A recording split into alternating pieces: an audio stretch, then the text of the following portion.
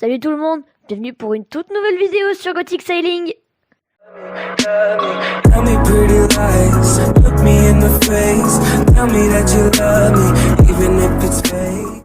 Aujourd'hui, je vous ai concocté un petit top 5 sur des skippers pourtant vaillants et talentueux, mais auxquels le Vendée Globe n'a quasiment jamais souri, les 5 plus gros poissards de l'histoire du Vendée Globe. Encore une fois, je le répète, comme dans chacun de mes tops, mon top 5 et mes choix sont subjectifs. Si jamais j'ai oublié un skipper, n'hésitez pas à me le notifier dans l'espace commentaire. Avant de commencer, n'hésitez pas à vous abonner, à liker, à partager, à venir me suivre sur ma page Facebook, lien en description comme d'habitude. À noter aussi que suite à cette vidéo, je ne pourrai pas poster durant au moins 2 semaines car je pars en vacances. Allez, c'est parti, on rentre dans le vif du sujet. Avant toute chose, le point actu comme d'habitude, avec comme dans chaque vidéo, pour commencer, une info mercato. En effet, c'est aujourd'hui Damien Seguin qui est mis à l'honneur dans ce point actu.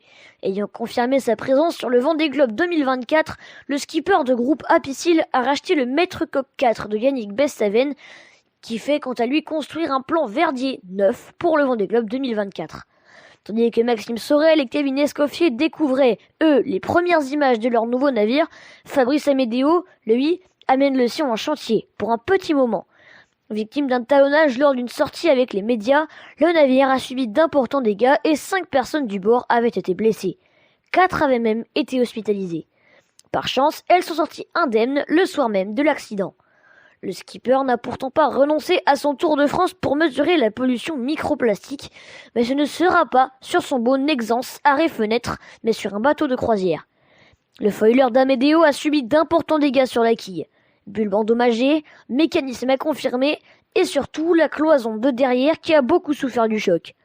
À noter aussi que sur la partie course, c'est le vieil IMOCA Offshore Team Germany de 2007, mené par Benjamin Dutreux, qui a remporté The Ocean Race Europe devant 11th Hour et Lindout. Allez, c'est parti, on y va pour la vidéo.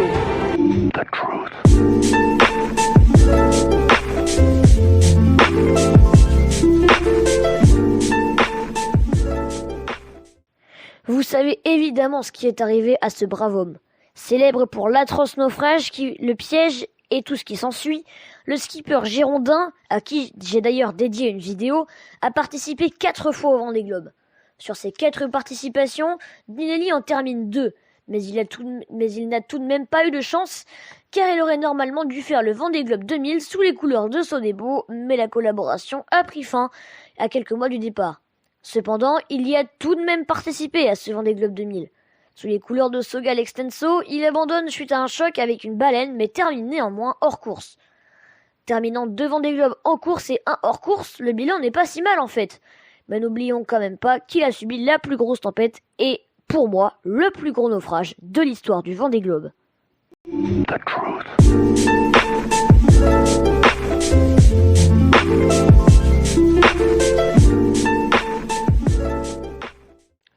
Je vous vois déjà venir. Oui, il a gagné l'édition 2004, c'est quand même historique. Tout à fait, je suis évidemment complètement d'accord avec vous. Mais pouvez-vous me citer une édition terminée depuis sa splendide victoire en 2004 ?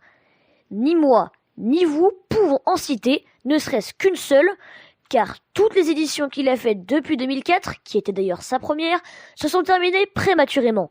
Dématage en 2008, suite au sauvetage de Jean Le Cam, il est tout de même reclassé 3e en compensation. Tonnes de plomb dérivant en mer, heurté en 2012 qui endommage gravement le bateau, problème de vérin et de rotule de quille en 2016. Le pauvre Vincent n'a, mis à part en 2004 bien sûr, jamais eu trop de chance avec le Vendée Globe. Vraiment dommage car Ryu, légende de la voile française, aurait bien mérité enchaîner les bons classements.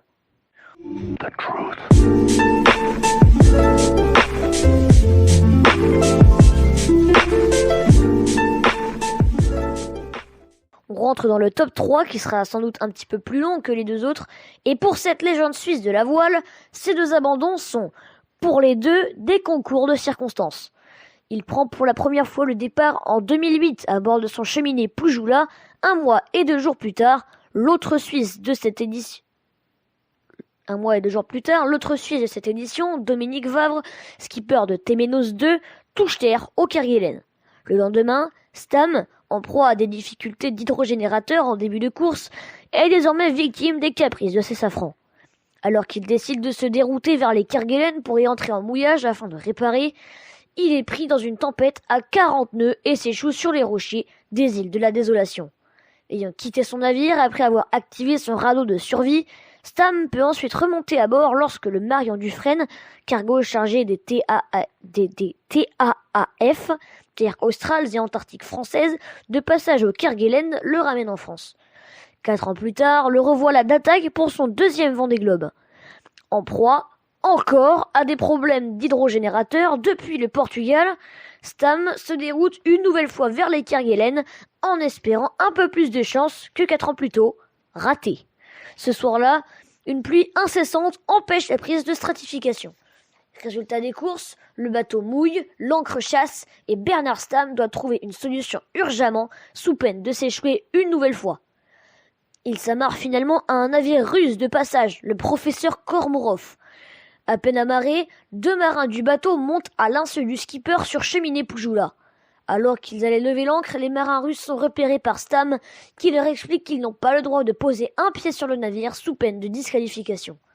Stam répare, reprend la course le 29 décembre et est disqualifié le 1er janvier, le jury international considérant que les marins russes, en montant sur cheminée Poujoula, avaient porté assistance aux marins suisses. Il ne reprendra jamais le départ d'un Vendée Globe. C'est bien dommage, car Stam n'aura pas pu montrer l'étendue de son talent sur un tour du monde en solitaire.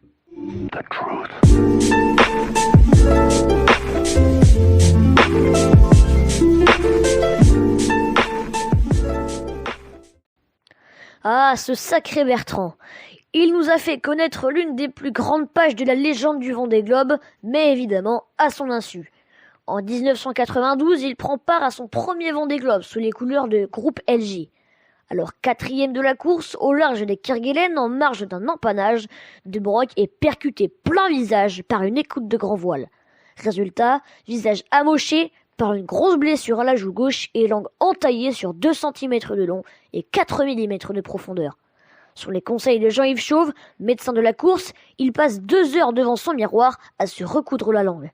Le dessus et le dessous. Il reprend la course comme un survivant et alors qu'il a récupéré la 4e place, bam, une nouvelle avarie, et pas des moindres. En effet, les fixations de quilles ont complètement cédé. Résultat, elle peut se décrocher et faire chavirer le bateau à tout moment. Le bateau ne tient qu'à un fil, De Brock concerte son équipe technique qui lui suggère d'abandonner et de privilégier sa vie à celle de son navire.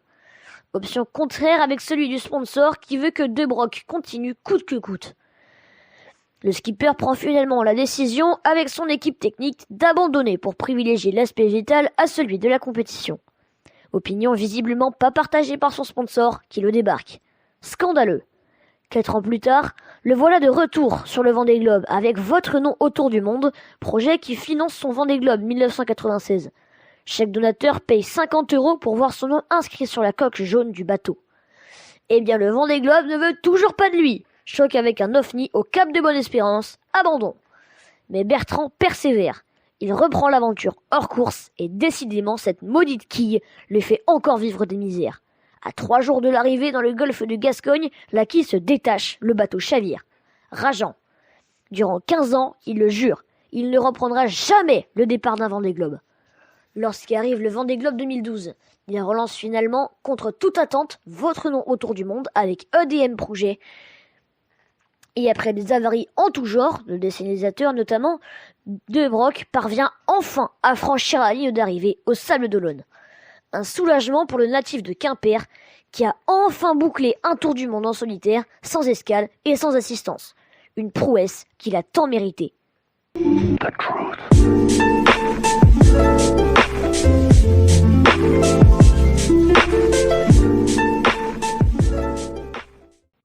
Alors lui, c'est le champion, toute catégorie. Le pauvre Quito de Pavan n'est visiblement pas fait pour le Vendée Globe. En 2008, le skipper bénéficie d'un bateau neuf aux couleurs de Groupe Bell, qu'il considère à lui-même comme l'arme absolue. Hélas, il est le premier à abandonner quand, un jour après le départ, il démate dans le golfe de Gascogne. Il n'est pas le seul, Yannick Bestaven en fait en même temps l'amère expérience. En 2012, il est de retour avec le même bateau et la même poisse. 5 jours après le départ, c'est un chalutier qui vient stopper son élan. Le bateau en fait la meilleure expérience. Bout dehors arraché, l'outrigger droit est brisé, la proue du bateau est défoncée. Ça commence à faire beaucoup. Dans le même temps, Louis Burton est lui aussi percuté. Le Vendée Globe n'est peut-être pas fait pour lui, mais il continue de persévérer et revient en 2016 sous l'ancien Virbac Paprec 2 de Jean-Pierre Dick, rebaptisé Bastide Otio. Dans l'océan Pacifique, alors qu'il est à plus de la moitié de son tour du monde, on demande à se demander si c'est pas Groupe Bell qui lui portait malheur. Mais ces vieux démons ressurgissent lorsque Bastide Otio est percuté de plein fouet par un ovni qui sera plus tard identifié comme un cachalot. Résultat, l'animal a rompu la quille. On voit sur ces images l'énorme choc que subit le bateau.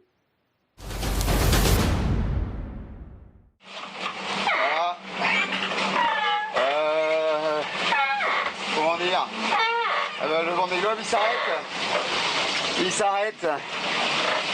Voilà, il y a un gros souci, j'ai touché un truc ce matin, un truc dans l'eau, et ben la quille elle est plus là la quille, elle est encore accrochée au vérin, mais elle est au fond là-bas, elle est loin, et voilà, le puits de quille est explosé.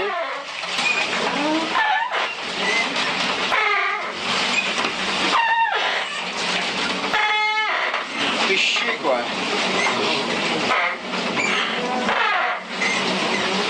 Ah putain, c'est pas vrai ça.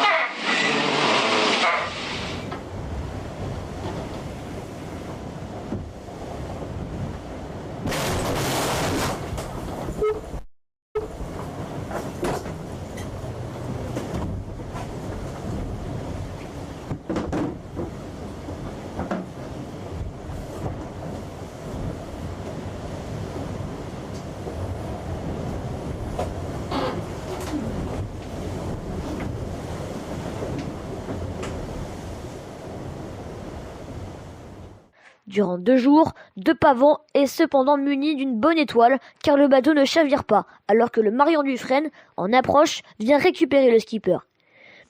Comme sur chaque bateau, ne repérant aucun signe de vie, les balises Argos cessent d'émettre et le bateau est définitivement perdu. Le skipper, aujourd'hui sur Made in Midi, a été rejeté par les océans du globe. C'est un destin funeste pour un skipper qui aurait tant mérité finir ce tour du monde en solitaire, sans escale et sans assistance. Voilà, cette vidéo est déjà terminée, j'espère qu'elle vous a plu, en tout cas moi ça m'a énormément plu d'être avec vous. Si la vidéo vous a plu, n'hésitez pas à vous abonner, à liker, à activer la petite cloche de notification, à partager et à venir me suivre sur ma page Facebook, je le rappelle, mais pour cause de départ en vacances, je ne pourrai pas poster durant au moins 2 semaines, et sur ce, moi je vous dis à la prochaine, c'était Gothic, ciao ciao, bye.